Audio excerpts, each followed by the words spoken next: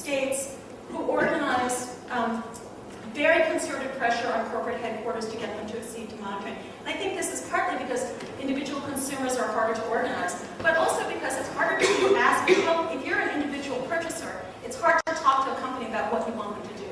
So the way these negotiations happen tends to be much more channeled through institutional actors than it does through individuals, although perhaps when corporations like Starbucks get involved, maybe that's a little different. But each of these campaigns show this very clear pattern.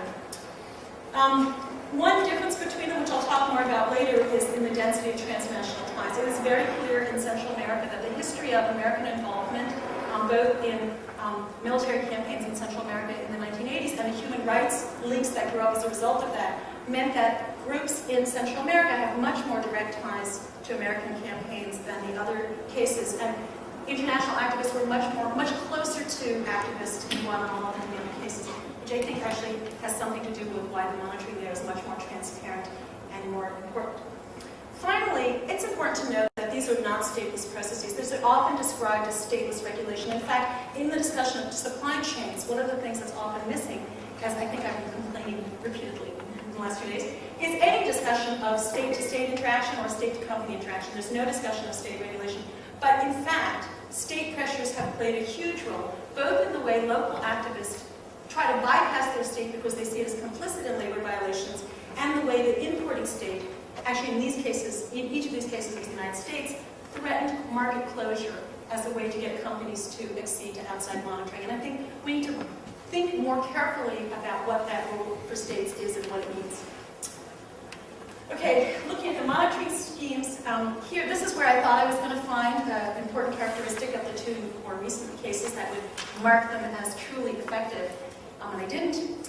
But I did find some interesting similarities. One is that the NGOs that do the monitoring in general, even though they're often staffed by people who are really seriously committed to workers' rights and really start out and are well-intentioned, they have nowhere to turn for resources except to the companies. Similarly, they have to turn to the companies for access to the factories, for access to subcontractors' factories. And I think that issue of who the monitoring agency ends up being dependent on, both for resources and for access, has to be thought about when we think about stateless regulation.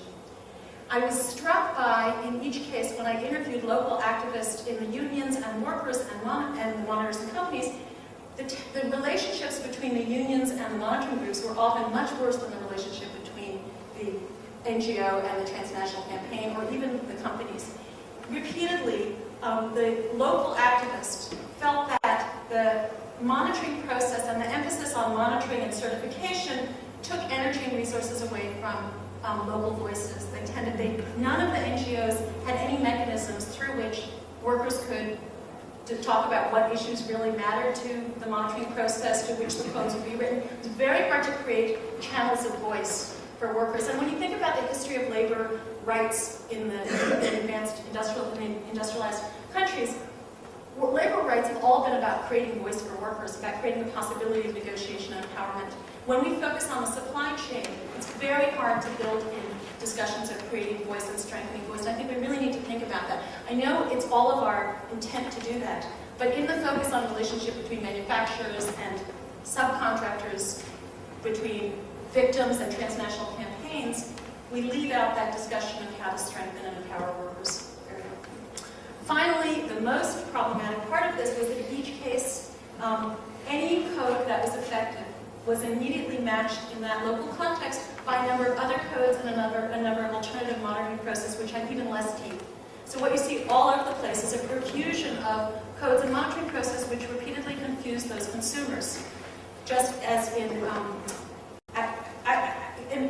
Wal-Mart is the obvious example. The fact that GAP has said it's going to immediately turn to a certification scheme like Wal-Mart because child labor was found, when every child labor activist in India who doesn't actually work for Wal-Mart hates Wal-Mart, is a real indication of how confusing this proliferation can be. Okay, let me quickly talk a little bit in detail about each of the cases and some of the questions they raised. The Seidman system was designed in New York by a bunch of corporate executives in the 1970s in response to anti-apartheid pressures combined with civil rights concerns in the United States around corporate responsibility. The Reverend Sullivan was a black Baptist minister who was the first black director of General Motors He arrived at his first General Motors meeting just as the first investment proposal was ever brought to a shareholder meeting. It was the first time a director of General Motors ever voted against management. He actually voted for divestment.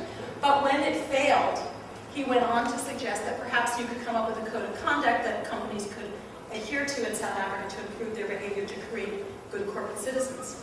Got together with a bunch of corporate executives. They wrote a code for good corporate behavior in South Africa. They wrote it in New York, which obviously raises the question of how well the code reflects what Black South Africans actually wanted. Black South Africans said, don't pay taxes to the apartheid state, don't fulfill apartheid laws, don't discriminate against Black workers. The code talked about integrating canteens and affirmative action at the workplace. Another problem with the codes, which the Sullivan principles I think really reflect, is that a code written for global audiences doesn't necessarily reflect local workers' concerns. South Africa being an obvious case. The monitors were probably even more, less connected to local issues. In the Sullivan case, they never actually got racial classifications clear. They used an American racial classification system when they graded companies, but as everyone here I hope knows, the South African racial system is quite different than the American one. It actually has 4 or 5 categories as opposed to a bimodal racial ideology. So they never got South African racial categories straight in their grading, which made it very hard to actually measure affirmative action in hiring. Choices made by the monitors shaped what the companies understood to be good corporate citizens. They figured out what they needed to do to get a good grade. It turned out that if they gave a lot of money to local township schools, it didn't matter what they did at the workplace. So you could get a great Sullivan grade by giving money to bad township schools, even though Black activists said these township schools are terrible, don't pay attention to them. If you want a good Sullivan grade, if you wanted the University of Washington or any other university which had agreed to divest from companies that did selective divestment, you had to follow the monitor's priorities. Because that's a problem that you'll see again and again in these codes. Let me talk quickly about India. I'm talking even faster than Nelsen. No, not because I talk fast.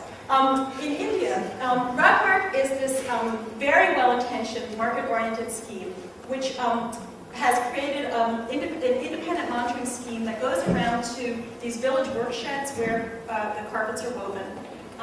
They have a team of, I think it's now 12, although maybe down to 10 people who go in teams of 2, to cover thousands of workshops that subcontract to the large exporters who send these very luxury hand-woven carpets to New York, to the United States, and to Germany primarily. It is very hard for any engineer to have the kind of capacity that you would need for this kind of monitoring. It's actually very hard to ever monitor home-based production, which is effectively what these are. But it's particularly difficult in India, where these villages are far apart, where it's a very small NGO. They say Wal-Mart claims that it sees each loom 3 times a year, but by their own data, it would be amazing if they saw them once every 3 years. It's almost impossible to believe that in the 3 to 6 months it takes to make a rug, that Wal-Mart can ascertain whether or not any children worked on that loom. So they sew their labels on, and consumers can buy those feeling good about themselves, but it's not at all clear that child labor is any less. All the studies suggest that child labor is probably no less in Wal-Mart's weaving sheds than in any others.